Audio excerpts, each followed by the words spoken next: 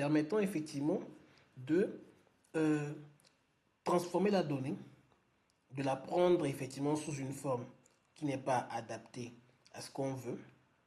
D'accord? Et donc, on utilise donc le langage DAX, Data Analysis Expression, pour effectivement structurer la donnée là sous une forme lisible.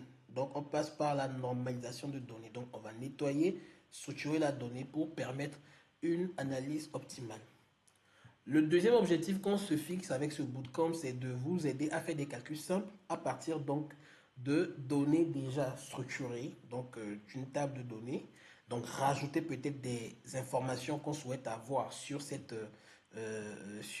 table-là. Donc si on n'avait pas des informations avant, on peut rajouter des informations pour pouvoir simplement mieux lire notre data.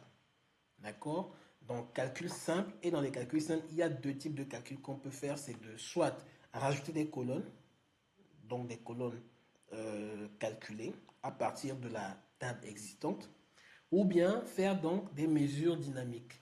Et on verra tout à l'heure c'est quoi une mesure dynamique. Donc, la mesure va être différente effectivement des colonnes. Donc, pour moi, mon premier module aujourd'hui que je vais voir avec vous, ça sera vraiment une introduction au DAX. Donc, c'est vraiment de vous expliquer c'est quoi le DAX, à quoi il sert, qu'est-ce qu'on peut faire avec. Donc, vous voyez ici, DAX ou Data Analysis Expression, c'est le langage de programmation propriétaire de Microsoft, conçu spécifiquement pour les calculs analytiques. Contrairement à Excel ou SQL, DAX est optimisé pour fonctionner avec les modèles de données dimensionnels et les relations complexes. Donc ici, la différence avec Excel, c'est que le DAX, au fait, vous permet d'analyser vos données, de faire les calculs et de même manipuler les data ou bien les tables de données relationnelles. C'est-à-dire, lorsque j'ai une table client avec une table, par exemple, fournisseur, je peux, grâce au DAX, créer effectivement des connexions entre les deux tables, faire les calculs simples et commencer mon analyse de données à partir donc des tables relationnelles ou sinon des tables dimensionnelles. Alors, donc ça, c'est ce que je mets effectivement comme définition vite. Mais pourquoi effectivement le DAX? Donc, on utilise le DAX parce que le DAX est optimisé pour les modèles relationnels. C'est-à-dire que lorsque je travaille avec des fichiers qui sont censés être liés, c'est-à-dire des fichiers où j'ai besoin de plus d'une table, d'accord?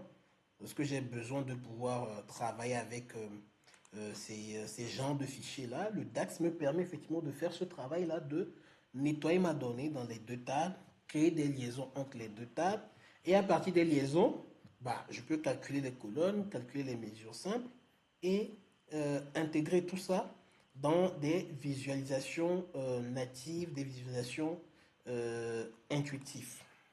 OK? Est-ce que jusque-là, vous avez des questions? Non? Alors, pourquoi effectivement le DAX? Parce que d'autres peuvent demander, mais on a déjà SQL qui fait le nettoyage, qui fait la gestion de base de données. En fait, SQL ne fait pas réellement le nettoyage de données. SQL, c'est vraiment un langage qui vient effectivement questionner, interroger une base de données, qui vient la manipuler, qui vient effectivement quelque part juste extraire des données et voilà.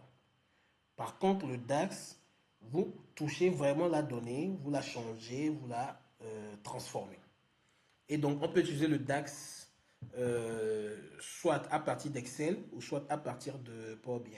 Les deux outils aujourd'hui qui permettent de vraiment utiliser le DAX de manière fluide et de manière intégrée, c'est soit Excel, soit Power BI. Je crois qu'il y a quelques autres outils de visualisation aussi qui intègrent effectivement le DAX. Donc, voilà. Donc, en module 2, on va voir effectivement deux choses. On verra comment on fait le nettoyage de données via Power Query. D'accord? Donc, dans Power Query, on va voir effectivement comment utiliser le DAX pour faire un nettoyage de données intelligent. Et en deuxième point, on va créer effectivement des colonnes normalisées avec le DAX. Donc, on peut utiliser quelques formules comme Apple Lower Substitute switch, if. Donc, c'est des formules très simples qu'on va utiliser. Et aujourd'hui, je vais vous montrer aussi la possibilité de pouvoir travailler avec l'intelligence artificielle lorsque vous êtes débutant. C'est-à-dire que là, on parle de DAX, vous découvrez, vous ne savez pas ce que c'est. Donc, vous pouvez également aussi vous exercer à partir de soit ChatGPT ou soit Claude AI qui vont vous aider à pouvoir mieux structurer vos formules, euh, vos, euh, vos fonctions et tout. D'accord? Donc, en troisième niveau, on verra effectivement quelques calculs simples. Donc, les formules simples comme somme, la moyenne. Donc, somme en anglais, c'est ça. Moyenne, c'est average. Et voilà comment effectivement ça se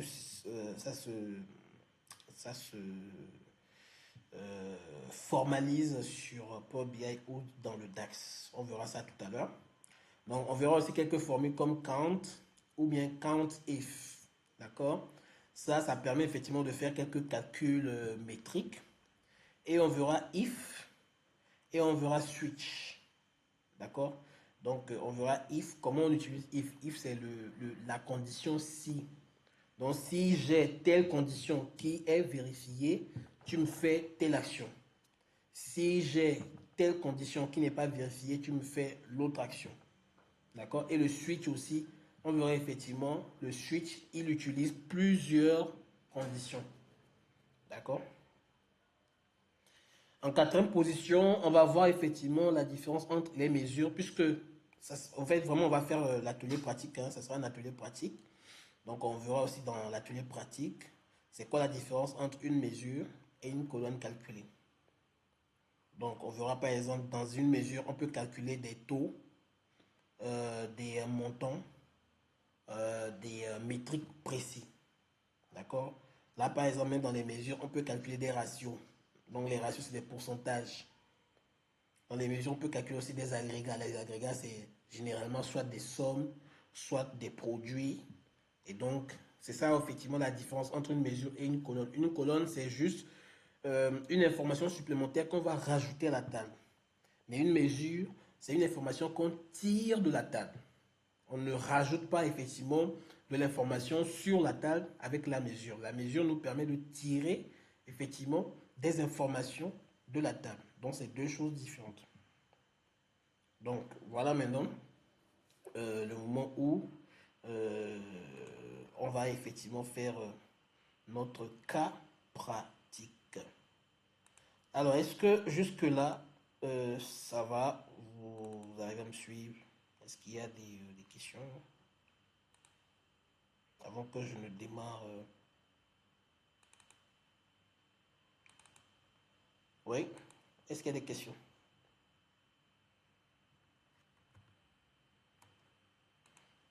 Soyez pas timide, hein?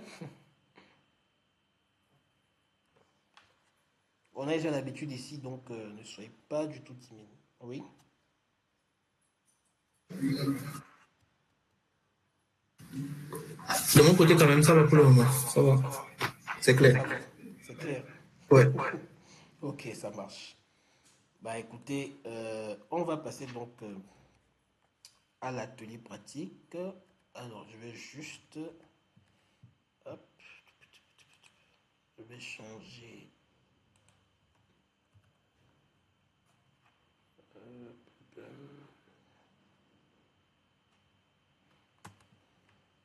Là, je vais changer juste d'écran. Hein, ça va prendre 2 minutes, vite fait, pour être mise à jour.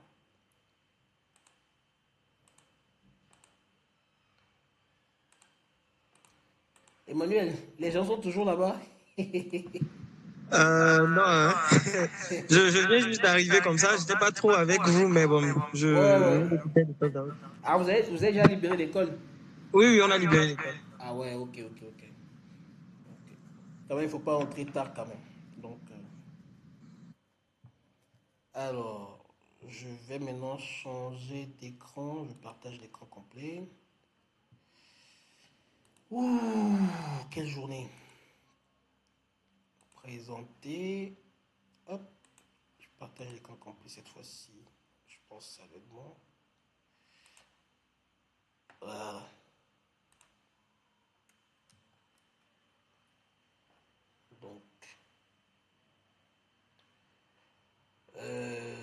justement, avant même de faire l'atelier pratique, j'ai pris le temps de concocter pour vous une fiche. En tout cas, tout est, vous savez, comme d'habitude, hein, on va vous envoyer tout ça par mail.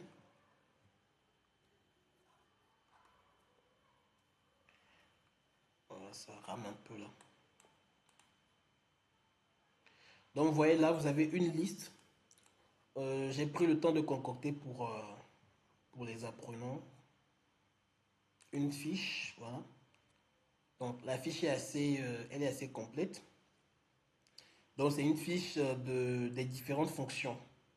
Les différentes fonctions que vous pouvez trouver sur le DAX. Donc, vous voyez là, vous avez des fonctions d'agrégation. Ici, là.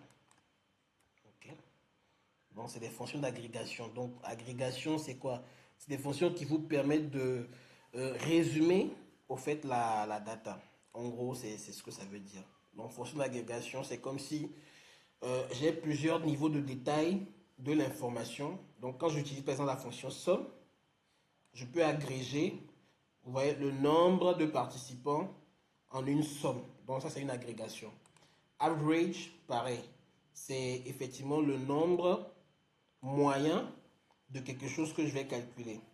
Min ou max, ça aussi, c'est des niveaux d'agrégation. Donc, ça, c'est des fonctions d'agrégation. Ici, vous avez des fonctions logiques. En fait, une logique, c'est quoi? C'est un raisonnement. Donc, quand on dit fonction logique, c'est une fonction qui se base sur un raisonnement. Et à partir du raisonnement, je vais vérifier si les conditions sont vérifiées, oui, je donne telle réponse. Sinon, je donne telle autre réponse. D'accord? Donc, du coup, généralement, les fonctions de logique sont des fonctions qui peuvent généralement interagir avec du test. Donc, vous voyez par exemple ici, on dit quoi? Si les montants de vente sont supérieurs à 1000, alors tu mets rho. Donc, ça veut dire que c'est des montants, c'est des ventes élevées. Donc, vous voyez que ici, la réponse qu'on cherche à obtenir, ce n'est pas un chiffre, c'est du test. Par contre, la condition, si la condition, donc si cette condition n'est pas vérifiée, donc ça veut dire ça c'est le quoi? C'est la condition contraire. Donc si la condition non vérifiée, tu mets bas. Donc ça veut dire que si on a les montants de vente inférieurs à 1000, bah tu mets bas. D'accord?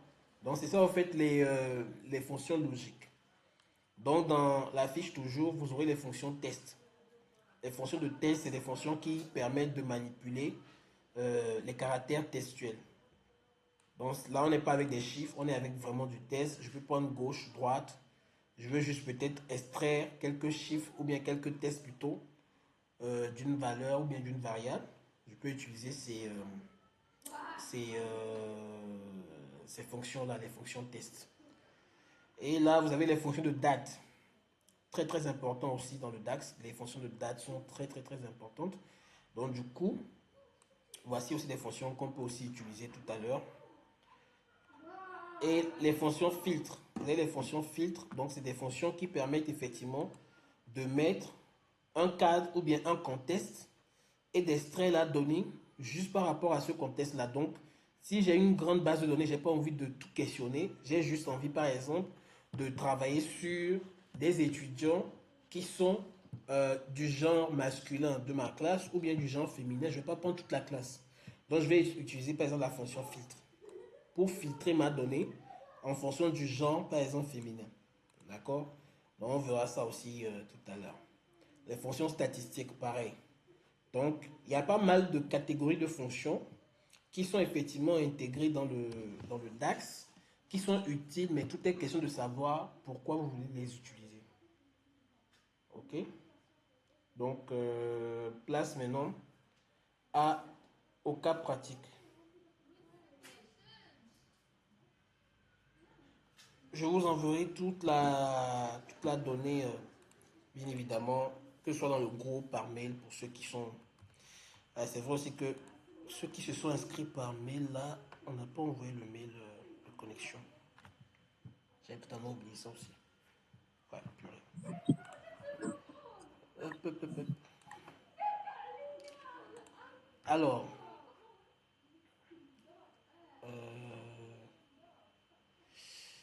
Un instant, je vais juste charger la donnée. Je vais charger la donnée. Voilà notre donnée. Donc, je vais vous montrer à quoi ça ressemble. Voilà. Vous voyez à quoi ça ressemble la data? La data, elle est assez brute. Donc, du coup, on va essayer de la transformer à partir de Power Query et du DAX. Donc, du coup, voilà le point de départ qu'on a. Et à partir de ce point de départ, on va essayer maintenant d'avoir une donnée qui est structurée dans Power BI. Donc, voilà. Juste, donnez-moi un instant là, je vais... il y a du bruit autour de moi, je vais juste recadrer deux, trois trucs. Les amis, faites moins de bruit s'il vous plaît. Je suis en réunion s'il vous plaît. Merci beaucoup. Oui. Oui, allô. Donc, je suis avec vous. Alors, donc on va intégrer notre donnée. Donc, pour ceux qui ont déjà suivi nos cours et tout, vous avez la possibilité d'intégrer la donnée à partir de cette feuille d'accueil. D'accord? Ou bien simplement, vous allez sur votre ordinateur comme ça et vous allez chercher la donnée directement. D'accord? Si le fichier est déjà enregistré, vous le cherchez directement sur le PC. Dans notre cas, nous, on va faire comme d'habitude. On va faire quoi? On va obtenir la donnée, voilà, d'une source. On peut faire... voilà. Donc, dans notre cas, c'est un fichier qui est du CSV, donc texte CSV. Donc, se connecter.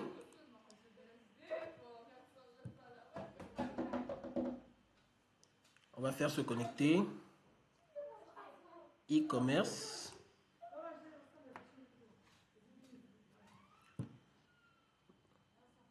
Donc, le fichier va charger. On l'aura sous format plat.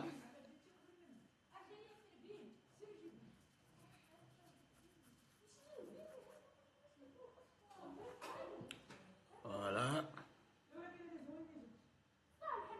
Alors, là, vous voyez. Donc, le point de départ qu'on avait, c'était un fichier un peu brut comme ça. Donc, automatiquement, vous voyez que ça, c'est du CSV, virgule. C'est-à-dire que les données sont ces virgules. OK? Et donc, Power BI, avec le DAX, a détecté directement que c'est la virgule. Donc, on a le délimiteur qui est là, qui est la virgule. Si je mets un autre délimiteur, vous voyez que la donnée va revenir comme ça. Elle est brute. Elle est sous la forme brute. Donc, nous, dans notre cas, c'est pas point virgule, c'est pas espace, c'est pas deux points, c'est la virgule. Donc, je choisis virgule. Et il me fait la transformation.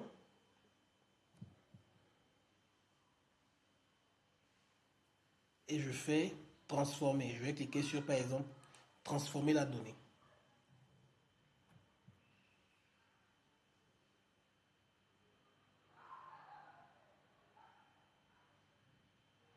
Là, ça charge. Voilà. Donc, à partir de cet instant, je suis dans ce qu'on appelle Power Query. D'accord? Vous voyez ici, éditeur Power Query. Et là, j'ai chargé ma donnée. Ma donnée, elle est présente comme ça. Donc, j'ai effectivement la table e-commerce transaction. J'ai le nom d'utilisateur de mes clients. J'ai leur âge. J'ai le pays où ils ont effectivement fait les achats. D'accord? Là, j'ai le catégorie de produits vendus. Là, j'ai le montant d'achat, la méthode de paiement et la date de transaction. D'accord? Donc, du coup, nous, on va voir déjà sur cette base-là déjà ce qu'on appelle donc le nettoyage de données. Là, par exemple, on a la catégorie transaction ID. La transaction ID, c'est quoi? C'est un identifiant d'achat. Et un identifiant d'achat n'est pas censé être un chiffre calculable. D'accord? Donc ici, je vais voir les formats que Power Query me propose. Là, je vois que le format 1.2, c'est le nombre décimal. Donc moi, je n'ai pas besoin que ID soit un nombre décimal. j'ai besoin qu'il soit juste des caractères. Donc, je vais le mettre en format texte. Donc, remplacer. Vous voyez là, il a transformé en texte, c'est-à-dire ça bascule à gauche. Ici, les noms, ce sont des tests, donc c'est pas grave, c'est très bien. L'âge, ce sont des chiffres. Donc, il m'a mis ça en nombre entier. Très bien. C'est bon, on continue. Le pays, country, c'est quoi? C'est du test. Produit, catégorie de produit, c'est du test. Il m'a mis ça en test. Ici, par contre, on a quoi? Le montant d'achat. Le montant d'achat, il me l'a mis en quoi? En test ABC. Pourquoi? Parce que le chiffre ici est séparé par des points et non des virgules. Là, on est dans le système anglophone. Dans le système anglophone, les décimales sont marquées par des points et non des virgules. Alors que dans le système francophone, les décimales sont marquées par des virgules. Donc, comme on est dans un système francophone et que moi, ma data est d'un système anglophone, il n'a pas réussi à l'interpréter comme du chiffre. Donc ici, je vais le convertir en quoi? En nombre décimal. Maintenant, sauf que, regardez ce qui va se passer. Quand je l'ai converti en nombre décimal, qu'est-ce qui se passe? Il me génère une erreur parce qu'il n'arrive pas à le reconnaître comme un nombre décimal. Donc avant de faire cette conversion en nombre décimal, qu'est-ce que je vais faire? Je vais ramener par exemple un texte. Vous allez voir. Remplacer l'actuel. Vous voyez? Il me revient. Maintenant, avant de faire cette conversion en nombre décimal, qu'est-ce que je vais faire? Je vais remplacer le point par la virgule. Donc, première transformation que je vais faire ici, ça sera quoi? Ça sera un remplacement. D'accord? Donc, je vais remplacer un nombre, un point par une virgule. Donc, dans la rubrique, regardez, on a accueil transformé. Dans la rubrique transformé, je glisse vers là. J'ai le petit point là qui est là ici. Voilà, il me dit remplacer les valeurs. Donc, je vais cliquer remplacer les valeurs. Et comme j'ai déjà sélectionné la colonne, c'est dans cette colonne qu'on va faire le changement. Donc, il me dit, tu veux remplacer quoi? Je vais lui dire, tu me remplaces le point par une virgule. Et je fais OK. Voilà. Là, il vient de remplacer. Et regardez ici. À chaque changement que je fais, il note le changement ici. D'accord? Donc, source, en tête, type modifié. Et je viens de remplacer une valeur. Il y a quelqu'un qui a levé la main. Oui. Oui, Oui. s'il vous plaît. Oui. Oui, Oui, allez-y. où est-ce que vous aviez envoyé la donnée? Parce que je ne l'ai pas. Vous l'avez pas. Alors, attends. Tu es dans le Oui, groupe oui, WhatsApp? Ok, un instant. Je vais vous le laisser d'accord. là-bas. Et puis, alors, comme ça, tu pratiques en même temps avec moi. WhatsApp.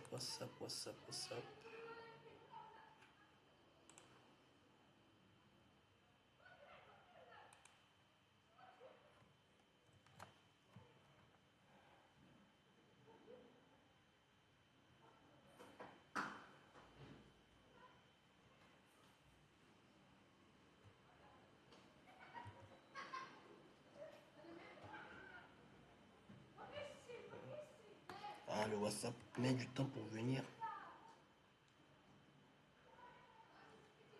Qu'est-ce qui se passe?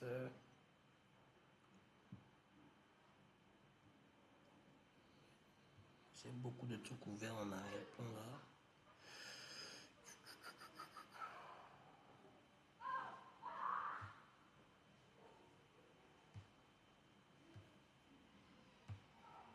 C'est bizarre, ça refuse de s'ouvrir. Ou sinon, je vous l'envoie par mail. Attends. Je pense que peut-être par mail.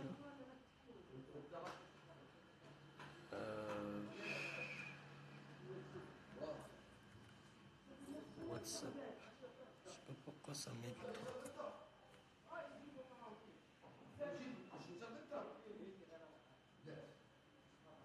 Je vais me connecter en web. Alors.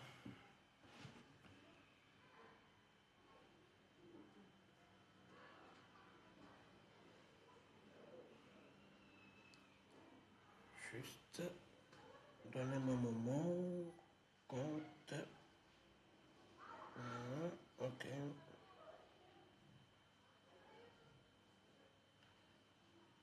connecter, connecter. Ok. Pour rencontrer Nana, ok. Donc ça c'est quoi? Voilà, c'est bon.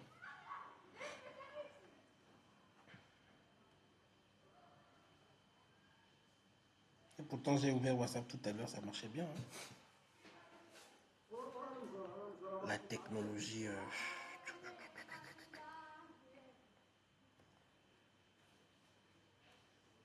Alors en attendant que ça ne vienne. Voilà. Super. J'ai envoyé le fichier dans le groupe. Exactement, merci beaucoup. Merci beaucoup, merci beaucoup, merci. Voilà, elle vient de l'envoyer, c'est ça. Je vais juste rajouter deux autres documents en même temps, comme ça on est plus tranquille.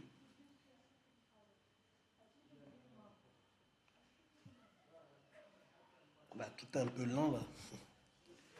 Tout est un peu lent. Alors voilà, je vous envoie déjà le support en même temps. Bootcamp, fiche. Bon, je vous envoie les deux là.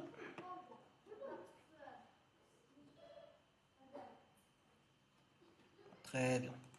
Donc vous avez déjà le support. Elle vient de vous envoyer le fichier qu'on utilise souvent pour nos ateliers. Pourquoi je vois pas le... Je crois que je viens d'envoyer le truc là. Hein? Et c'est bizarre, hein? Tout est bizarre, ça charge pas. I don't know why. Ouvrir. Ah, c'était en train de... Et ça met juste du temps en fait. C'est bon. Voilà, ça met juste du temps. Très bien. Donc vous avez le fichier. Vous avez le fichier support. Et vous avez la data. Et vous avez la fiche effectivement des fonctions dont je vous ai parlé tout à l'heure. Donc du coup, tranquille. D'accord. Alors si on revient à notre transformation de tout à l'heure. Merci beaucoup, Dieu est avec nous. Je crois que c'est le nom que j'ai vu tout à l'heure. Dieu est avec nous. Donc du coup, tout à l'heure, qu'est-ce qu'on a fait? On a fait remplacer effectivement les points par des virgules. Bon, une fois que je fais ça, je peux maintenant passer quoi? À la conversion. Maintenant, si je mets le nombre décimal, vous voyez qu'il ne va plus me générer des erreurs. Il va directement convertir effectivement mes chiffres, puisque maintenant il reconnaît effectivement le format. Donc, il va les convertir en quoi? En nombre décimal. Très bien.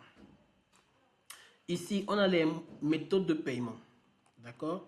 Pour l'instant, ça a l'air bon. On ne va pas vraiment toucher.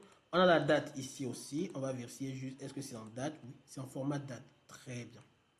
Alors, ça, c'est le premier niveau de changement qu'on veut faire, de transformation. Deuxième niveau de transformation. On va encore faire une petite transformation. Mes en-têtes sont en anglais. Supposons que je ne suis pas anglophone, je suis francophone. Je vais les nommer. Donc, ici, c'est nom, client. Ici, âge, c'est bon, ça va. Country, c'est pays. Donc, je mets tout en majuscule. Pays. Ici, catégorie. Donc, catégorie. Catégorie de produits. Et ici, c'est montant. Achat. Ici, c'est méthode ou moyen de paiement plutôt. Il ne faut pas faire de transcription littérale avec l'anglais. Moyen de paiement. Transaction, donc, ici, on va dire date, opération. Ok, est-ce que jusque-là, c'est bon? Maintenant, si j'ai fait quelques petites conversions comme ça, quelques petites transformations, supposons que moi, par exemple, ici, vous voyez là les catégories de produits. Supposons que je travaille avec effectivement des francophones. et ça va un peu déranger. Peut-être que je ne vais pas garder ces noms-là comme ça en anglais. Ce que je vais faire, c'est que je vais faire quelques petites transformations ici. Donc, moi, ce que je vais lui dire, c'est que je vais remplacer par exemple clothing par quoi? Par habit. D'accord? Beauty par beauté. Book par livre. Sport par sport. Sport, c'est bon. Toys, donc par jouet. Home and kitchen par équipement maison, par exemple. Ok? Donc, pareil, on va faire un premier test pour vous montrer que, effectivement, cette transformation-là marche. Là, je vais chercher quoi? Je vais chercher, par exemple, le premier clothing. Donc, je vais écrire comme ça. Regardez quelque chose. Hein. Clothing, il commence par C majuscule, n'est-ce pas? Supposons que je l'ai écrit avec C minuscule et je mets clothing comme ça. Et je dis, tu vas me remplacer ça par A, B. Et je fais OK. Ouais, il vient de remplacer le truc, mais il n'a pas touché à clothing. Parce que le DAX est sensible aux majuscules et aux minuscules. Donc, dans les langages de programmation, quand vous faites de la programmation, vous devez faire attention. Il y a des langages qui sont sensibles aux majuscules et aux minuscules. Il y a d'autres langages qui ne prennent pas ça en considération. Ils prennent juste effectivement le nom que vous lui donnez. Donc, si vous lui dites clothing, il va juste aller chercher clothing. D'accord? Si vous lui dites c'est clothing, mais il y a majuscule au milieu, minuscule au début, lui, il va juste aller chercher clothing. Par contre, il y a des langages où, effectivement, on va dire que le langage est très sensible à tout ce qui est caractère changeant. D'accord? C'est bon pour vous?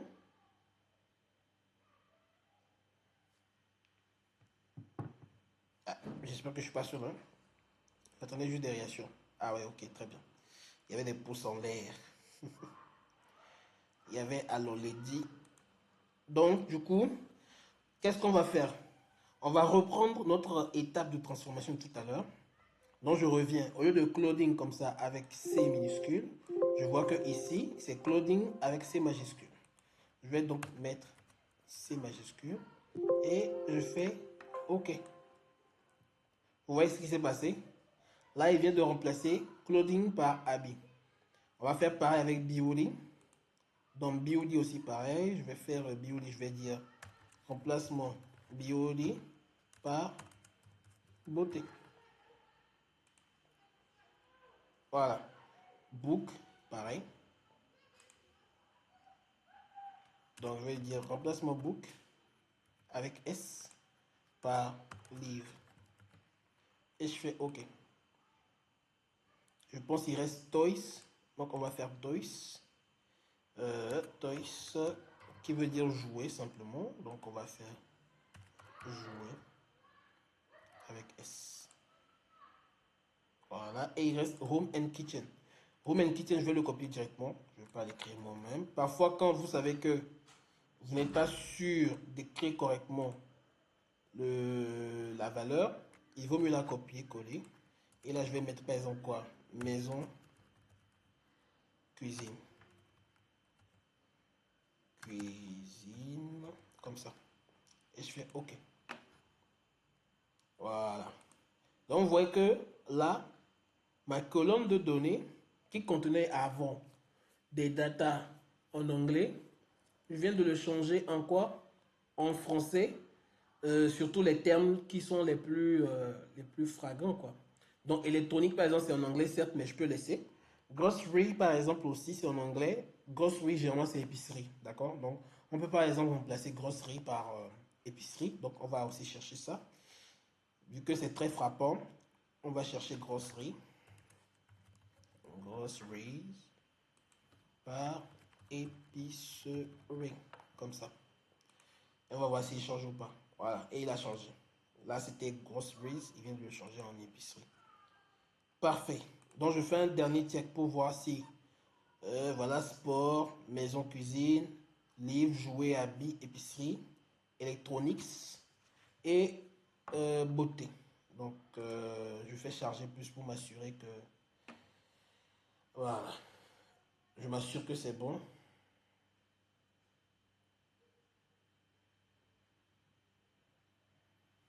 et je fais OK. Donc là, vous voyez que par méthode du DAX, je viens effectivement de faire quoi? De faire quelques petites transformations de ma data.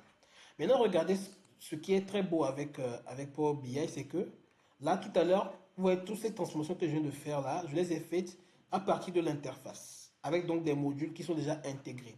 Sauf que chaque action que je fais se traduit normalement en code. Donc, je vais vous montrer la partie code. La partie code, c'est quoi? C'est la partie où vous allez dans Accueil, vous regardez ici, Éditeur avancé. Et quand vous cliquez sur Éditeur avancé, regardez, il y a du code qui s'est écrit derrière. Voilà le code. Est-ce que vous avez vu?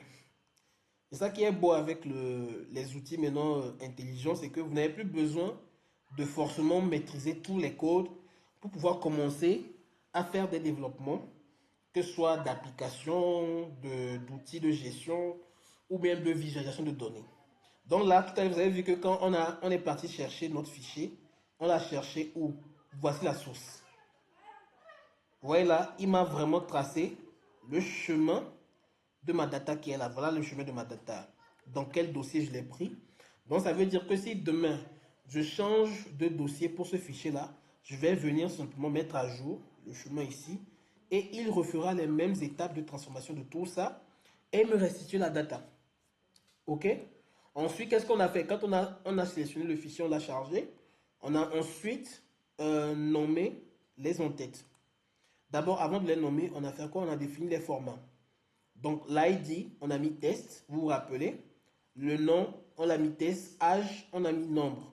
Donc, integer, ça veut dire integer. En anglais ou bien dans la data, integer, généralement, veut dire format nombre ou format numérique.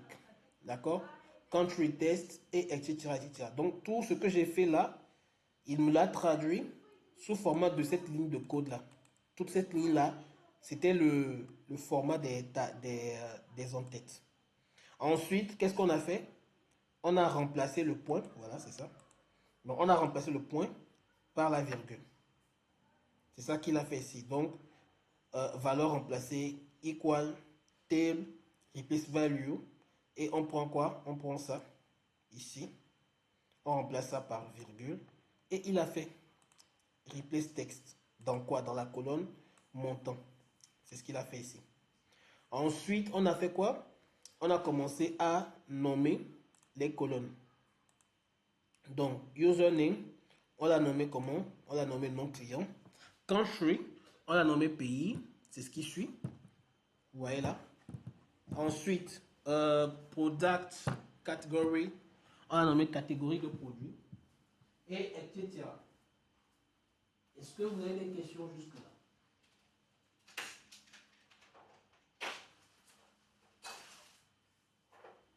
Avez-vous des questions?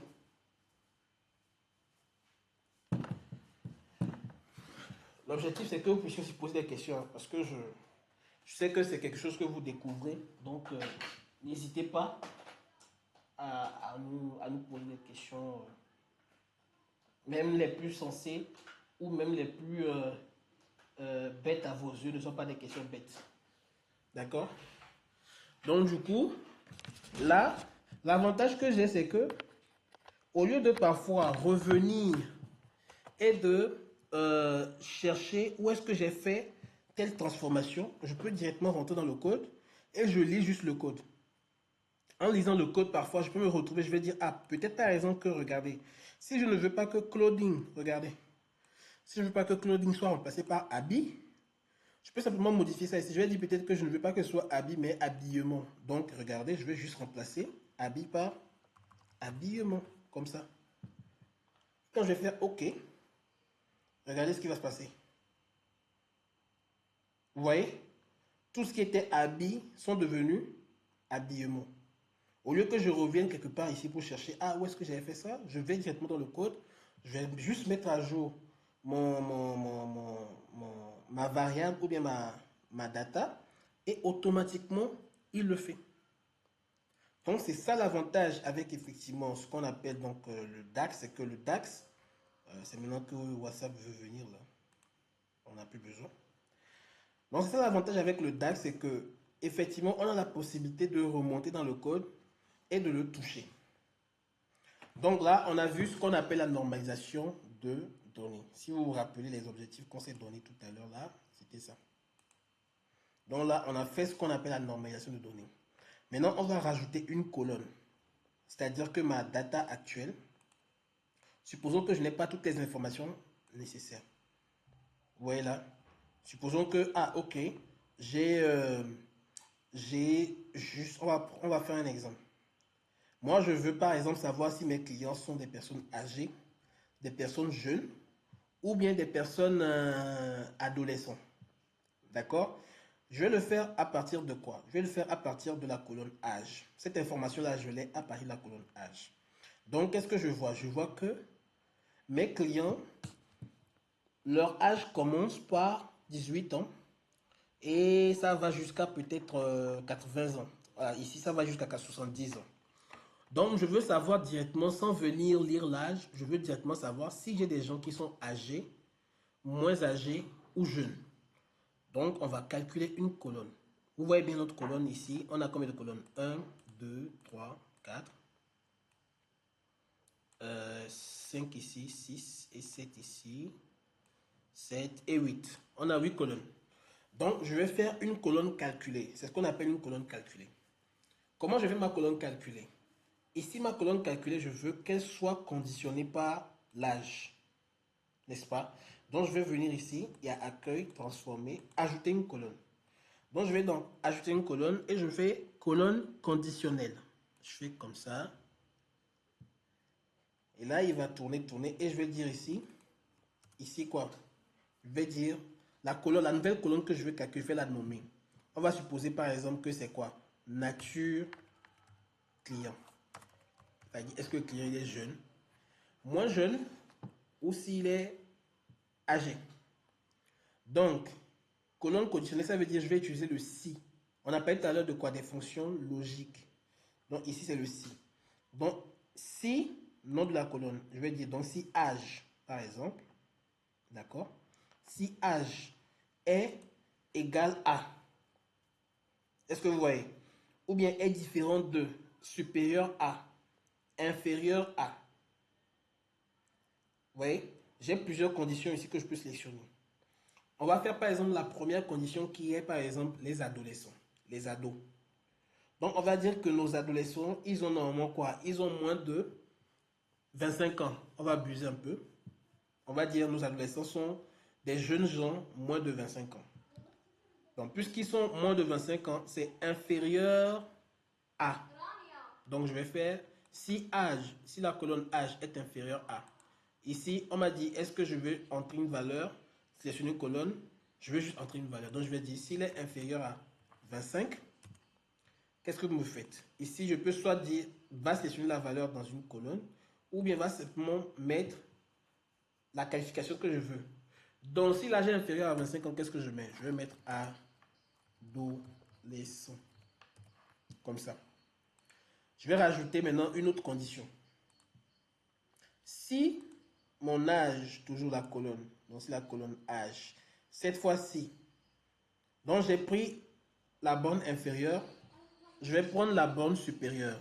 Donc si mon âge est supérieur à, par exemple, on va se dire que les âgés, les personnes âgées, on va prendre par exemple 50 ans à plus l'infini. Donc si l'âge est supérieur à 50, comme ça, alors tu me mets âgé. Ou bien, ouais, personne âgée, non, je crois. Ça se dit, non? Âgé. Personne âgée, voilà. D'accord? Et maintenant, le milieu, on va faire autre chose pour le milieu après, vous allez voir. Donc là, j'ai pris la borne inférieure et la borne supérieure. Donc quand je vais faire OK, vous allez voir, regardez, il vient de me créer quoi? Il vient de me créer une nouvelle colonne. Et la nouvelle colonne, j'ai quoi? J'ai des personnes âgées, j'ai des adolescents et j'ai des valeurs nulles. Regardez, quand on voit les personnes âgées, on va prendre la première ligne. Ça, c'est âgé. Il a quel âge? 63 ans. Donc, on avait dit quoi? Que l'âge est supérieur à 50 ans. La deuxième ligne, il a 59 ans. Donc, quand je vais glisser, je vais voir qu'il m'a mis aussi âgé. Donc, c'est correct. Maintenant, cette ligne-là, il m'a mis adolescent. Je vais vérifier. il a quel âge? Adolescent. Il a 21 ans. C'est ça. Il a 21 ans. Maintenant, qu'est-ce qui se passe ici? C'est qu'on a nul. Pour quelle catégorie? C'est pour les catégories du milieu. C'est-à-dire les gens qui ont plus de 25 ans, n'est-ce pas? Mais qui ont moins de 50 ans.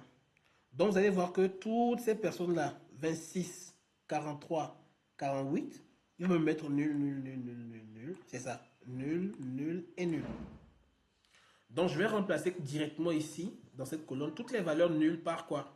Par la catégorie du milieu. Et la catégorie du milieu, je vais le nommer quoi? Je vais le nommer adulte. Donc, on va revenir ici, on va faire transformer, remplacer. Et cette fois-ci, je mets directement la valeur nulle à remplacer par adulte. OK? Quand je fais OK, voilà. Est-ce que c'est bon? Et vous allez voir automatiquement que quand je bascule sur mon éditeur avancé, j'ai le code qui vient de se rajouter. C'est ça ici. Donc, colonne conditionnelle ajoutée. Table add colonne. Donc, je viens de calculer une colonne ajoutée. C'est ce qu'on appelle colonne ajoutée. Donc, j'ai remplacé quoi? Dans la colonne, j'ai fait effectivement une condition à partir de la colonne quoi? Âge. Donc, c'est ça. Donc, nature client, j'ai créé cette colonne la nature client.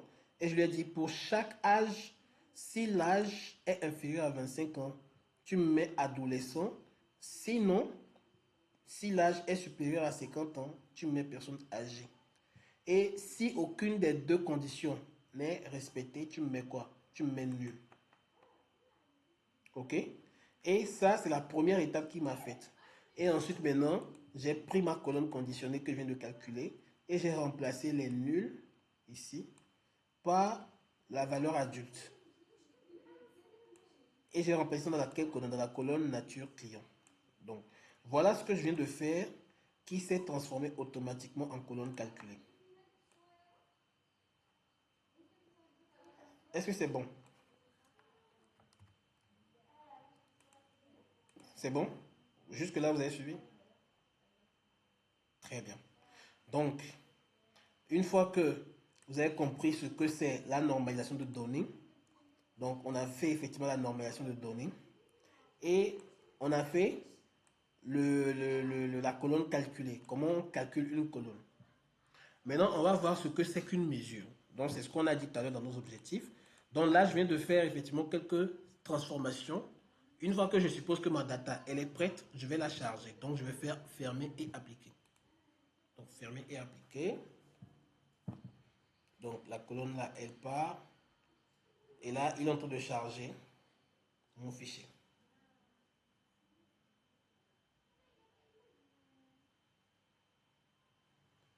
On peut charger le fichier.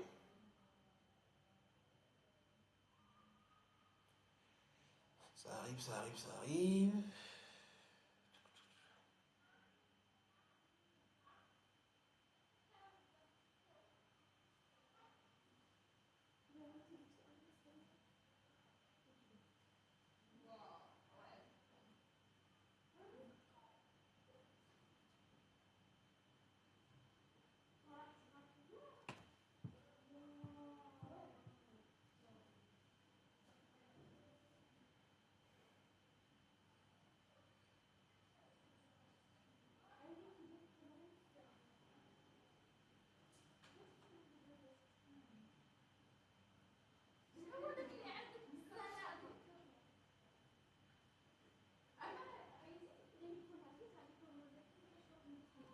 C'est bon? Ok.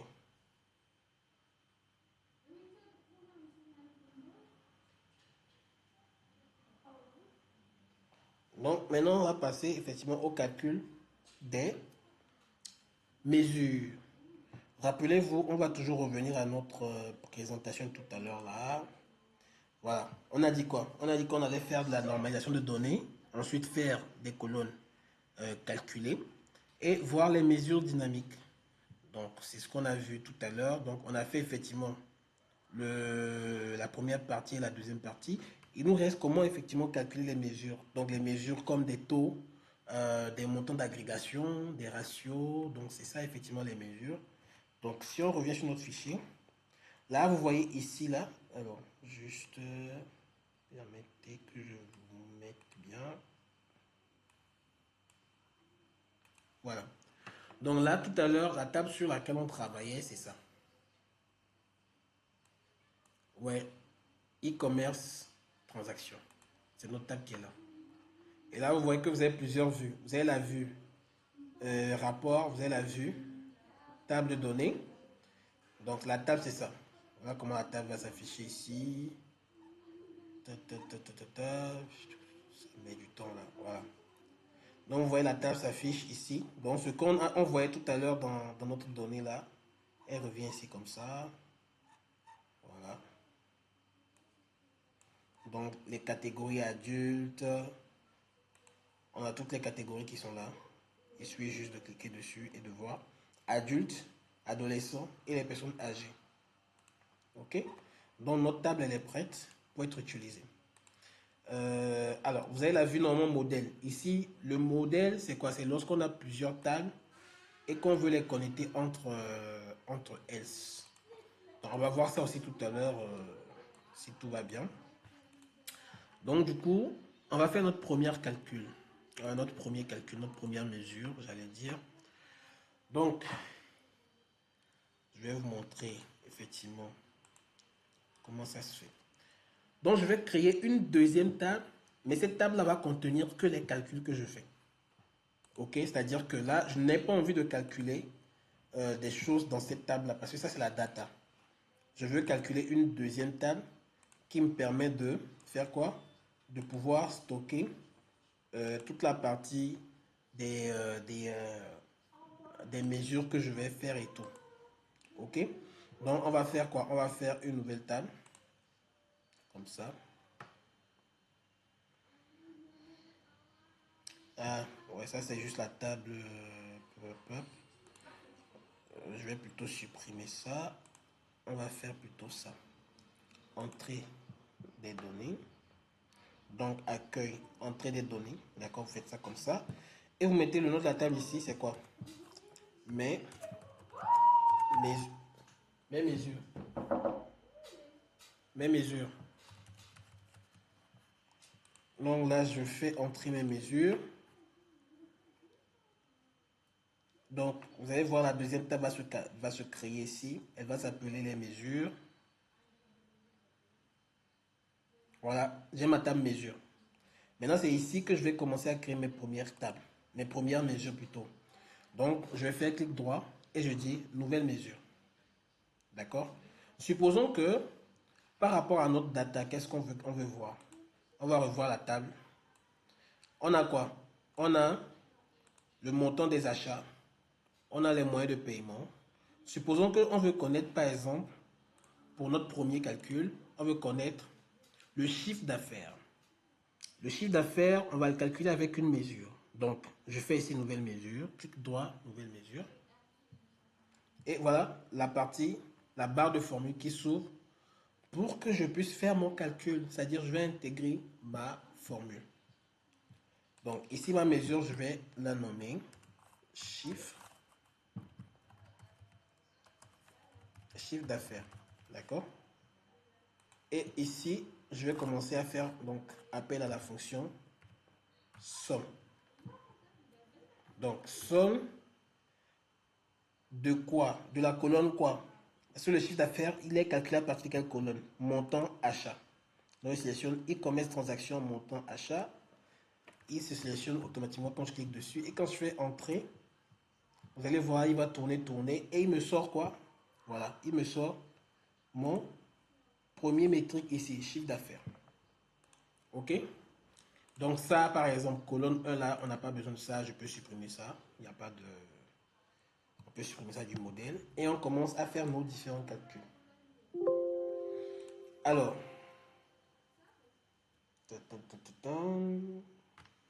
qu'est-ce qu'il fait? Actualiser. C'est bon. Donc là, j'ai ma table de la data qui est là et j'ai ma table des mesures qui est là. On vient de calculer le chiffre d'affaires. Ça, c'est le chiffre d'affaires global. Supposons que on veut calculer le chiffre d'affaires des adolescents. Donc, déjà, ce qu'on va faire, on va visualiser le premier calcul. Donc, on va choisir quoi? Un visuel qui s'appelle carte, ici. D'accord, il s'appelle carte. C'est avec ça qu'on voit, effectivement, les métriques. Donc, voilà. Quand tu le sélectionnes comme ça, il te montre les différents champs que tu as sous la main. Donc, les différents champs qu'on a sous la main ici, c'est ça. Donc, je vais mettre dans le champ de données, c'est ça ici le champ de données, je vais mettre chiffre d'affaires comme ça. Et hop, il va me sortir quoi? Voilà le chiffre d'affaires. Ok? Dans le chiffre d'affaires, on est à 25,16 millions de dollars. C'est ce que j'ai vendu. Donc ça, on peut par exemple le nommer. Je peux renommer ça ici. Je peux revenir comme ça tranquillement. Voilà, il va faire l'actualisation. Et juste après ça,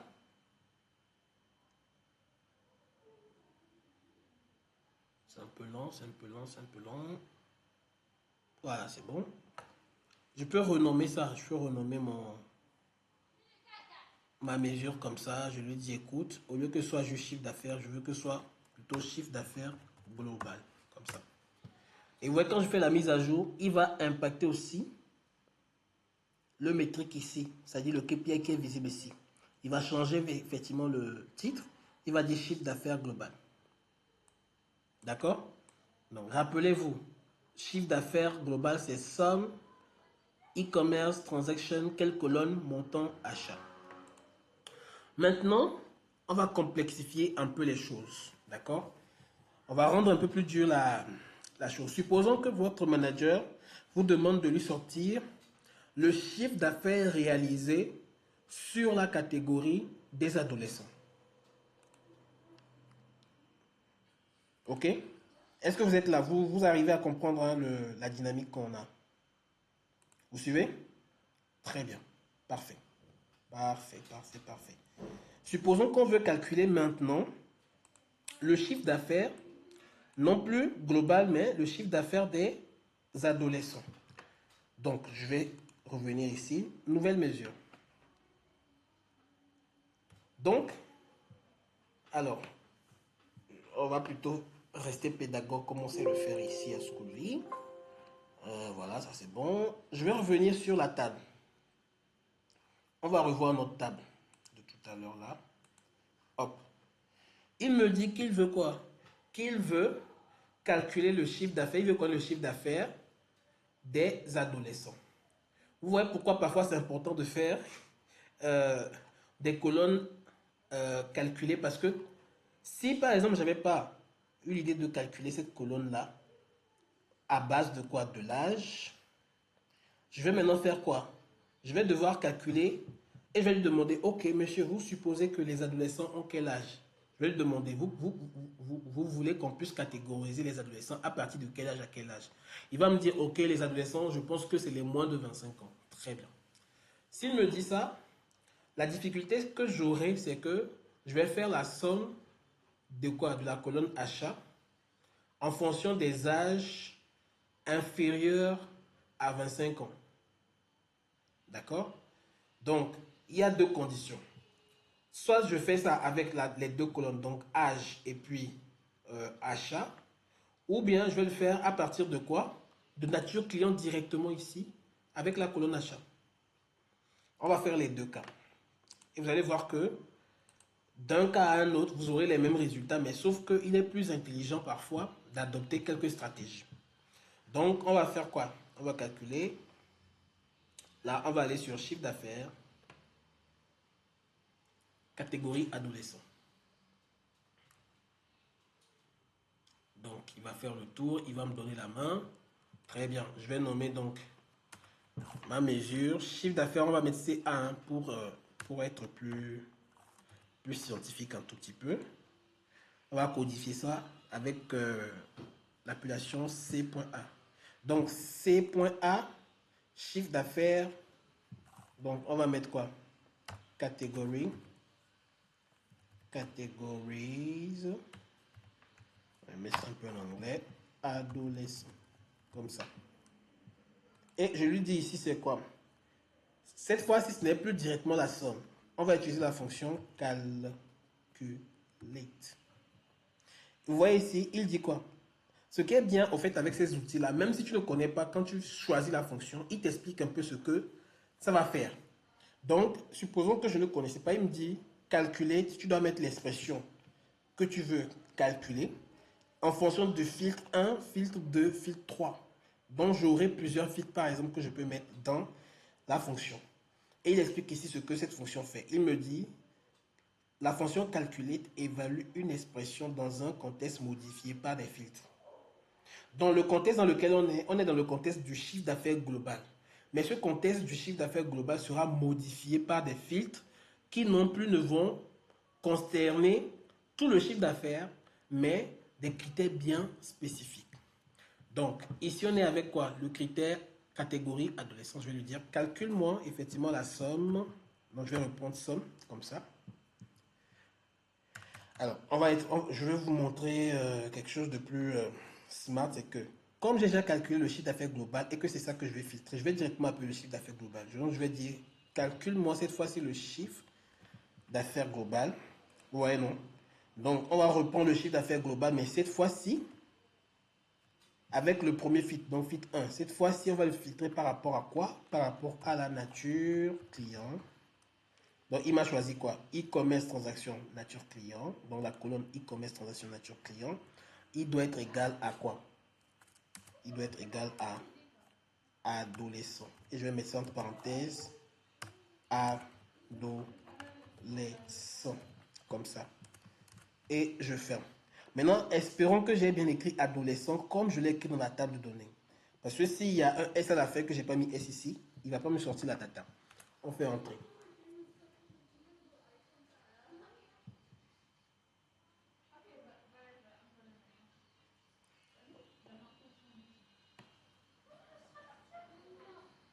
Voilà. Il vient de me le calculer. Donc, on va vérifier effectivement cette histoire-là. Donc, je vais prendre le chiffre d'affaires catégorie adolescent. Il m'a mis vide. Alors, rappelez-vous quelque chose, qu'est-ce qu'on a dit? On a dit, calcule-moi le chiffre d'affaires global, sachant que la colonne nature client est égale à adolescent. C'est ce qu'on a mis, non? On va revenir sur notre table. Comment on a nommé la catégorie des adolescents sur notre table? On va aller checker, voir. Qu'est-ce que je vous ai dit? Adolescent, on a mis S ici. Mais de l'autre côté, on n'a pas mis S. Est-ce que vous comprenez maintenant? Adolescent, j'ai pas mis S. Et c'est ça que je disais tout à l'heure. Il y a effectivement des langages qui sont très sensibles au caractère. Là maintenant, vous allez voir, quand je vais mettre S ici et que je fais entrer, regardez ce qui va se passer.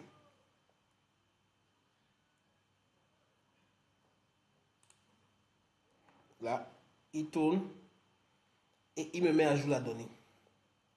Vous avez compris maintenant? Donc du coup, il faut toujours faire attention à votre modèle de données. Donc ici, si vous devez interpréter ça, vous allez dire quoi? Sur 25 millions de chiffre d'affaires global, la catégorie des adolescents représente combien? 3%. Je dis 3%.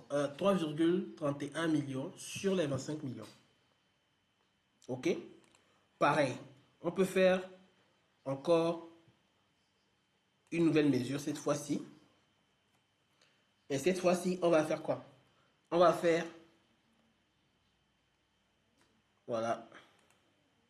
Donc, on va calculer cette fois-ci le chiffre d'affaires, d'accord, chiffre d'affaires des adultes. Donc, catégorie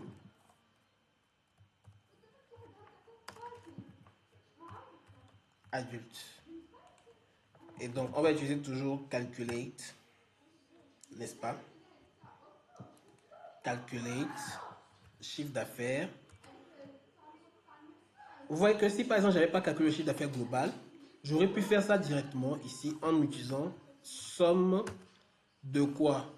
De e-commerce montant achat. Donc, somme de e-commerce montant achat, c'est quoi? C'est le chiffre d'affaires global. C'est pourquoi je le remplace directement par chiffre d'affaires global. Dans notre cas, on continue par exemple et on va passer au filtre. Le filtre, ça sera quoi? Ça sera nature client. Donc voilà, nature client est égal à quoi? Cette fois-ci, adulte. On va mettre S parce que je ne sais pas si j'ai mis S sur la data. On met S. Et on fait pareil. On va le tester avec une mesure. Voilà. Donc les adultes sont à 12 millions. Et maintenant, il nous reste quoi? Il nous reste les personnes âgées. Donc je rajoute calcul le chiffre d'affaires pour les personnes âgées. Donc je vais nommer ça chiffre d'affaires catégorie personnes âgées. Et on fait la même chose, calculate. Je peux mettre chiffre d'affaires directement. Et là, cette fois-ci, je mets quoi? Je mets la colonne nature client est égale à quoi? À G. Et je ferme. D'accord? Et je vais rajouter une dernière mesure. Voilà, qui est là. Et je vais mettre effectivement les personnes âgées dedans.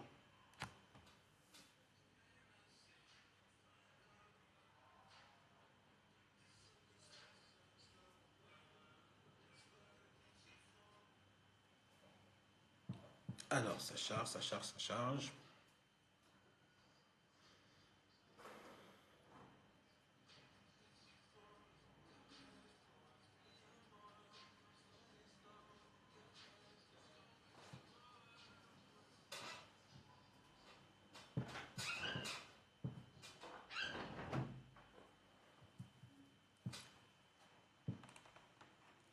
Alors, ça charge, ça charge. Je vais... ça charge un peu trop là aussi.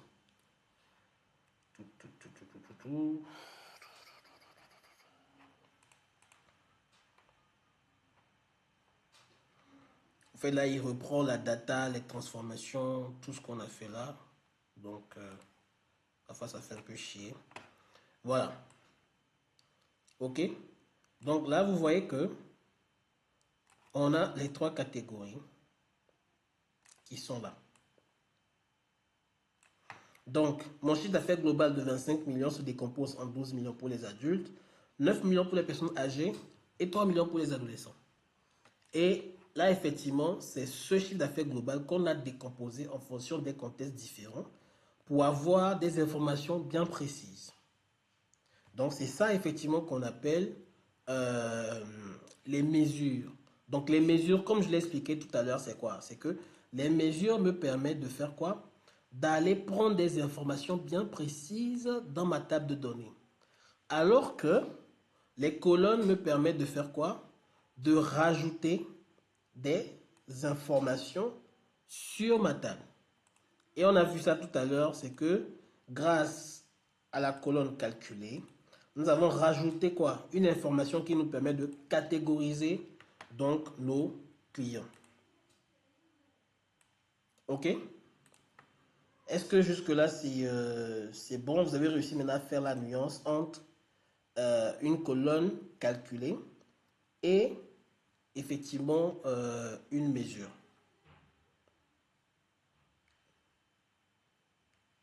Très bien. Très bien. Donc, moi, ce qui m'importe, ce que vous devez retenir aujourd'hui, c'est que... alors, un instant, je vais revenir sur notre hop. Ce qui est important aujourd'hui, c'est quoi? C'est de savoir que tout ce que je viens de faire là, ça génère effectivement des codes derrière. C'est un langage qui s'écrit automatiquement. Si j'arrive à comprendre un tout petit peu le langage, je peux moi-même, par exemple, filtrer certaines informations. D'accord? Je peux moi-même filtrer certaines informations. Et donc, l'objectif n'est pas que vous bûchez des codes pour les bûchers ou... non, non, non, c'est pas ça l'objectif. L'objectif, c'est de comprendre les langages. Quand vous comprenez les langages, généralement, vous êtes capable de pouvoir travailler sur pas mal de complexité de la data. Si la data même est complexe, vous arriverez à sortir les informations nécessaires. Est-ce que vous avez compris? Donc, pour moi, vraiment, voilà comment il faut commencer à s'exercer un tout petit peu sur ces sujets dont on est en train de parler là, c'est-à-dire la data analyse, qui n'est pas très compliqué. Donc, très simple, mais il faut juste avoir voilà, un peu de sagacité, chercher un peu par rapport à ces langages-là, et à partir de ce moment-là, vous êtes capable de faire les bonnes choses. Alors, on a vu effectivement la somme, on a vu calculate. Je vais vous montrer peut-être deux, trois autres fonctions qui effectivement vous découvrez, qui vous permettront à l'avenir de pouvoir faire autre chose aussi et d'approfondir vos analyses. On va par exemple voir les mesures de moyenne. Supposons qu'on veut calculer notre vente moyenne, notre chiffre d'affaires moyen. Notre chiffre d'affaires moyen, ça sera quoi? Ça sera, on va voir ça tout à l'heure. Donc ici, je vais dire quoi? Chiffre d'affaires. Donc ici, on va dire C point chiffre d'affaires global moyen. Parce que je peux calculer le chiffre d'affaires moyen des jeunes, chiffre d'affaires moyen des vieux, etc. Nous, on est sur toutes les transactions. Chiffre d'affaires global moyen.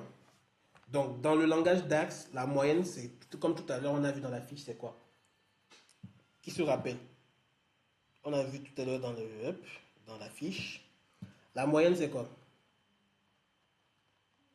En tout cas, c'est pourquoi je vous ai fait cette fiche-là. Elle va beaucoup vous aider. Voilà la fiche. Voilà. On est sur les premières fonctions. La moyenne, c'est ça. Average. Qui veut dire moyenne.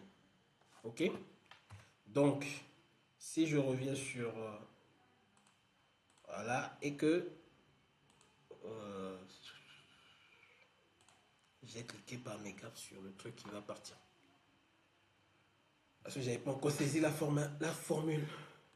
Voilà. Donc, chiffre d'affaires global moyen. Donc, je vais appeler la fonction average. Et cette fois-ci, je vais lui dire average quoi? De mes ventes dans la colonne montant achat. Voilà. Et pareil, on va rajouter un visuel pour vérifier ça. Et donc, mon chiffre d'affaires moyen. Puisque la moyenne ici, c'est qu'il prend le chiffre d'affaires global. Donc, c'est la somme de tout le chiffre d'affaires divisé par le nombre de clients. D'accord? Donc, autrement dit, si je ne connaissais pas la fonction average, je peux faire ça avec effectivement les méthodes statistiques. C'est-à-dire, je fais somme montant achat sur somme nombre de clients. Et donc là aussi, je peux tomber sur la moyenne de mes ventes. Donc là, je fais directement le chiffre d'affaires global moyen. Je le mets là. Hop. Et donc, mon chiffre d'affaires global moyen, c'est quoi? C'est 500 dollars. Donc, en gros, sur le nombre de tous mes acheteurs, un acheteur en moyenne achète 500 dollars. D'accord? Donc, ça, c'est le chiffre d'affaires global moyen qui est calculé par la fonction average. Supposons qu'on me demande de compter le nombre de clients que j'ai. Le nombre de clients que j'ai, quand vous voyez cette table-là, là, effectivement, je vais maintenant vous poser des petites questions. Regardez la table. Sur quelle colonne, par exemple, je peux faire ça? Dites-moi. Est-ce que je vais le faire sur la colonne montant achat, moyen de paiement, date d'opération, nom client? Où est-ce que je peux le faire? Oui. Pour ceux qui suivent.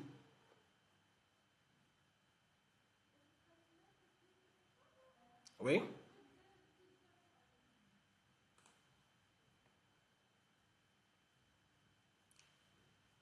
Dites-moi où est-ce que je peux le faire par exemple. Sur quelle colonne par exemple je peux faire cette petite... je vais rester sur... Voilà. Donc oui, où est-ce que je peux faire ça, les amis?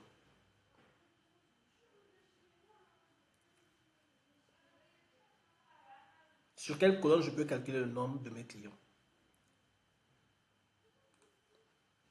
Il n'y a pas de mauvaise réponse, hein. Je peux le faire par exemple sur transaction ID. Je peux le faire ici. Je peux le faire sur pays. Je peux le faire sur sport. Mais il faut faire attention. Ici par exemple, si je fais ce calcul sur sport, je vois que sport se répète plusieurs fois. Donc, il se peut que si je ne choisis pas la bonne fonction, au lieu qu'il me sorte par exemple 50 000 clients, il va me sortir quoi? Il va me sortir 1, 2, 3, 4, 5, 6, 7, 8. Il va me dire 8. Parce qu'il a compté 8 éléments distincts. On appelle ça des éléments distincts, c'est-à-dire des éléments qui sont très différents. Donc, si sport se répète 10 fois, 20 fois ou 100 fois, il va compter une seule fois. Ok? Si sport se répète 10 fois, 20 fois, 30 fois, il va me le compter juste une seule fois. Donc, dans notre cadre là, par exemple, si je veux calculer le nombre moyen, je dis le nombre moyen, si je veux calculer le nombre de mes clients, ici, vous allez découvrir notre dernière fonction de la soirée. Ça sera quoi? On va voir ça tout à l'heure. Parfois, c'est très simple, hein, c'est langage de programmation. Ça se comprend très facilement parfois avec le langage du quotidien. Donc, ici, on va dire nombre client. Nombre client est égal à quoi? Je vais lui dire fonction count. Donc, count, c'est quoi? C'est compter. OK? Donc, ici, il dit quoi? Compte les nombres d'une colonne. Donc, dans une colonne, il va tout compter seulement. Donc, si je prends H, par exemple, et que je ferme, il va juste compter les éléments qu'il y a dans la colonne H. Même s'il y a il y a des valeurs qui se répètent, comme par exemple l'âge 25 ans qui se répète plusieurs fois. Ce qu'il va me faire, c'est qu'il va juste compter. Voilà. Ouais, là, il m'a juste compté le nombre client, il me dit ça fait 50 000. Donc, supposons, alors là, je vais juste faire, voilà, le décimal. Je vais mettre ça en milliers. Plutôt aucun. Comme ça, on aura le chiffre rond. Donc, il me dit, j'ai 50 000 clients. Est-ce que vous avez remarqué? Il me dit, j'ai 50 000 clients. Sauf que, regardez, je vais resélectionner la mesure nombre client. Supposons que ici, je lui dis count. Et au lieu de count seul, je lui dis count A.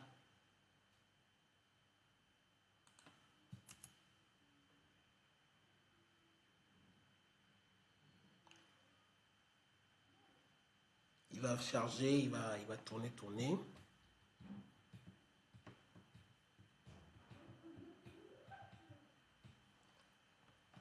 Donc, vous allez voir la différence entre chaque fonction, ce qu'il fait et qui est différent d'une autre fonction pour comprendre dans quel contexte vous utilisez ces genres de fonctions. C'est ça, en fait, l'objectif de ce qu'on est en train de faire, c'est que le langage, je le comprends, mais je l'utilise dans des contextes qui sont différents. Chaque contexte me permet de soit faire appel à une fonction A ou B. OK? Alors là, ils vont encore tourner un tout petit peu. Hop, hop, hop, hop, hop.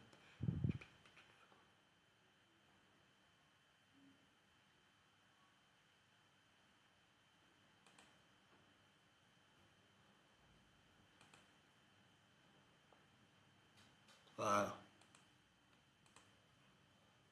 Donc, vous voyez que quand A, quand je vais resélectionner ça ici, quand A, il me compte la même chose. Maintenant, regardez, si je prends count X, qu'est-ce que count X fait?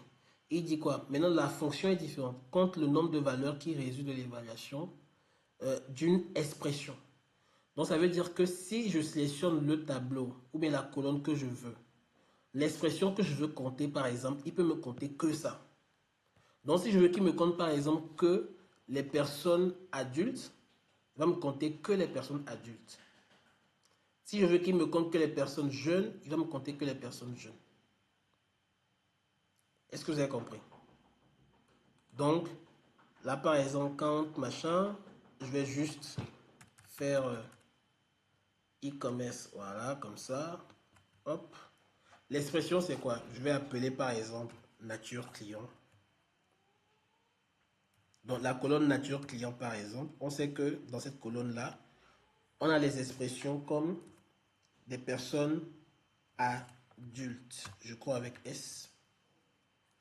Donc, si je fais maintenant, en gros, c'est comme si je lui dis, compte-moi juste le nombre de personnes adultes, il va me faire directement ça. Donc, il va me dire directement sur, là, il y a quoi, erreur. J'ai pas bien écrit le nom adulte. Voir le détail, méthode, nanana, client, fonction, on ne peut pas marcher avec nanana, booléen. On va juste changer ça. Voilà, il va encore faire sa mise à jour. Bref.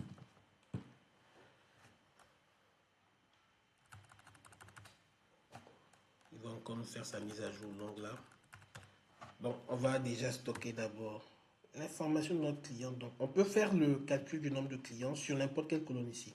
Catégorie produit, nom client par exemple, ou même directement comme ça.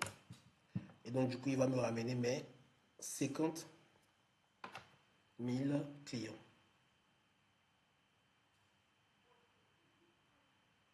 Voilà. Maintenant, si on disait que vous devriez normalement sortir le nombre de clients qui sont des jeunes, donc là, vous reprenez la fonction qu'on a vu tout à l'heure calculer. Donc, nombre, on reprend nombre, clients, jeunes. Rappelez-vous, on avait utilisé quoi? Calculate, comme ça. Et vous appelez quoi? Vous appelez le nombre client global que vous avez déjà calculé. Et vous donnez le contexte du filtre. C'est-à-dire que vous lui dites, cette fois-ci, c'est quoi? C'est nature. Je veux que tu me calcules le nature. Voilà, comme ça. Donc, il faut qu'il soit égal à quoi? Il faut qu'il soit que la colonne nature. Je veux juste voir que la colonne nature, mes adolescents avec S. Et vous fermez la formule et vous faites entrer. Voilà, ça c'est fait. Et je vais rajouter maintenant une dernière. Donc, nom client jeune. Donc, vous voyez là que sur 50,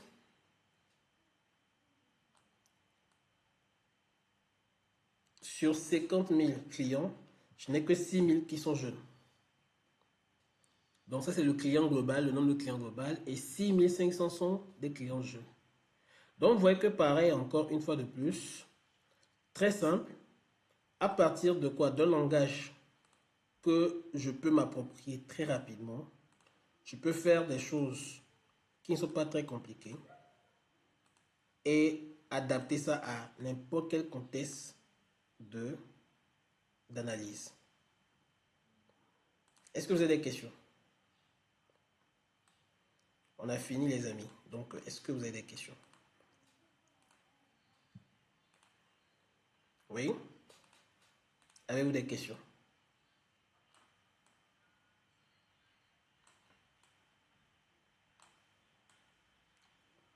Denis, est-ce que tu as des questions, Denis? Emma, est-ce que tu as une question? Si vous n'avez pas de questions, c'est que soit j'ai bien expliqué, ou soit vous êtes encore dans le flou.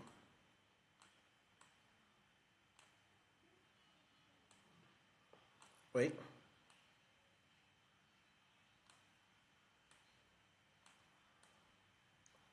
Y a-t-il des questions?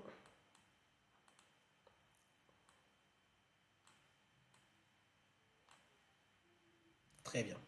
Donc, s'il n'y a pas de questions, euh, je rappelle toujours qu'on vous enverra donc les supports. Je crois que le support il est déjà envoyé, peut-être juste le fichier de S6. Donc, c'est-à-dire que on vous enverra, hop, je crois, on vous enverra juste ce fichier Power BI là qui est simple à comprendre. Donc, à partir de là, vous avez effectivement les différentes mesures qui ont été calculées avec la syntaxe utilisée. D'accord? Et une fois que vous arrivez à gribouiller un tout petit peu le langage, vous pouvez vous-même faire des petits calculs vite fait, faire des visualisations, faire des cours, parce que là, on n'est que dans la partie analyse. On n'a pas encore commencé la partie visualisation pour faire des courbes et tout, non. On est vraiment dans la partie analyse pour comprendre le code qu'il y a derrière, ce qui nous permet de faire effectivement ce travail-là. Donc voilà un peu quand même à quoi effectivement il fallait s'attendre. J'espère que vous avez reçu un max et que voilà, si vous avez des questions, le groupe est toujours là pour ça. D'accord? Donc les concepts clés que nous avons vus aujourd'hui, c'est ça, le DAX, mesure versus colonne, normalisation de données. Et donc effectivement, les prochaines étapes qu'il faut maintenant que vous maîtrisiez, c'est ça. Pratiquez avec vos données vous-même. Je vous enverrai encore une fois de plus le fichier pour que vous puissiez voir les fonctions qu'on a utilisées et puis les adapter. Donc vous allez explorer dorénavant les fonctions avancées, maîtriser le contexte des filtres. Et voilà, à partir de cet instant-là, vous êtes prêt à faire vraiment de l'analyse sur Power BI, sur tous les outils possibles de visualisation. Vraiment, c'est pas sorcier. Ok? Donc nous sommes arrivés à la fin. Donc à la fin de notre bootcamp de la journée. Donc Bassiro, merci beaucoup. Carrie, Denis, Emma, les fidèles toujours au poste. Donc merci beaucoup les amis. Comme d'habitude, s'il y a des questions, vous pouvez les laisser dans le groupe WhatsApp pour ceux qui sont dans le groupe. Et n'hésitez pas à nous contacter directement. Notre site web aussi est toujours là. Hein. Je pense que vous connaissez déjà le site web. Si vous avez le temps, faites un tour, regardez dessus. Il y a pas mal de formations que nous laissons là-bas. Et quand vous serez intéressé par un truc intéressant selon vous, vous pourriez simplement réserver. Comme ça, nous, derrière, on prend le temps maintenant de vous contacter. Puisque la réservation n'implique pas forcément le fait d'aller faire la formation. Donc, on va vous contacter derrière pour discuter effectivement sur vos besoins. Et une fois que le besoin il est bien précis, on peut peut-être soit vous recommander d'autres formations pour dire, écoute, la formation que tu as choisie, elle ne cadre pas bien avec ta formation, on te recommande plutôt celle-là. Et on la démarre avec vous en fonction de votre temps, votre disponibilité, même à des heures tardives. Hein. On bosse parfois jusqu'à 1h, 2h. Tout dépend de vous. Mais généralement, on bosse tous les jours de lundi à dimanche à partir de 17h30. Donc, on sait que vous serez à l'école généralement en journée. Donc, on est plus ouvert à travailler avec vous peut-être les soirées.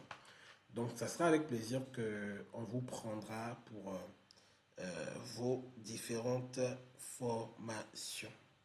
Merci encore les amis et c'était un plaisir pour moi et on se dit à très vite pour nos prochains bootcamp ou webinaires. Donc samedi prochain vous aurez Monsieur Dester avec vous qui va vous entretenir sur Excel.